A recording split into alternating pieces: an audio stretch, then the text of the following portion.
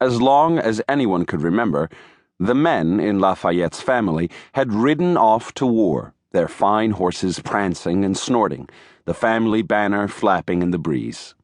Gilbert de Lafayette was the last of his line, and as a child he heard the stories of his gallant ancestors again and again. His father, a colonel in the French Grenadiers, had been killed by an English cannon during the 7 Years' War. 3 centuries earlier, another Lafayette had fought the English as a companion in arms of Joan of Arc. Gilbert never knew his father. When he was born on September 6, 1757, Colonel Lafayette was away at war. The colonel never returned. Gilbert was barely 2 years old when he inherited the family titles and became Seigneur Marie-Joseph Paul Yves Roch Gilbert du Motier, Marquis de Lafayette, Baron de Vissac, and feudal lord of Chavagnac, Saint-Romain, Aix, and numerous other places. After Colonel Lafayette's death, Gilbert's mother moved to Paris to play an active role in the life of the royal court.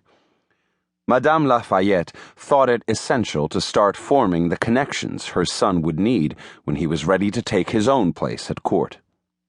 She returned home only during summers, at the end of each Paris social season. Gilbert was left in the care of his grandmother, his 2 aunts, and his private tutor.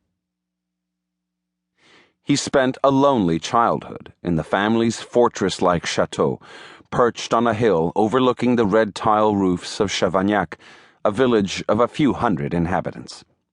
His only friend and playmate was a girl, his cousin Marie, who was a year older.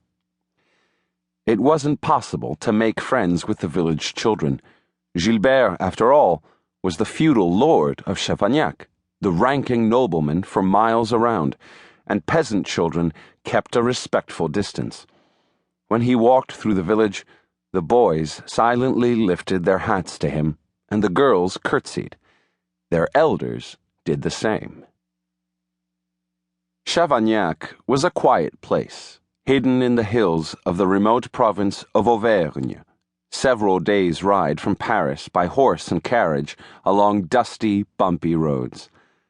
The Lafayette Chateau, a massive stone building flanked on both sides by towers, had so many rooms that Gilbert wasn't sure which was the one he'd been born in. In many of those rooms, his worthy ancestors gazed down at him from dark oil paintings. Gilbert was 8 years old during the winter of 1765 when a fearsome beast came out of the forest of Gévaudan, killed cattle, attacked people, and even, it was rumored, ran off with little children.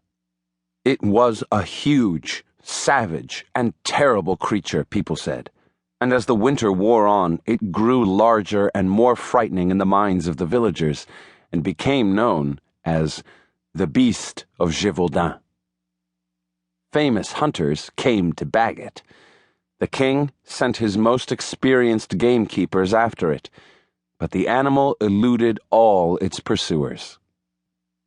As Lord of Chavagnac, Gilbert looked upon the beast as his personal foe. He imagined himself coming across the animal during one of his walks. He would attack it with his bare hands and drag it back to the village by its tail, proving himself a worthy descendant of his illustrious ancestors. My heart pounded when I heard of the beast, he recalled, and the hope of meeting it made my walks very exciting. Fortunately, that hope was never realized. The beast was finally killed by one of the king's hunters. It turned out to be nothing more than a big wolf.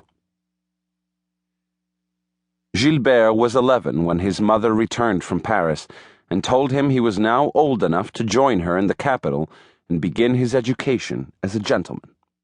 On the morning they departed, he climbed into the coach beside his mother and stared out the window as they drove slowly down the hill.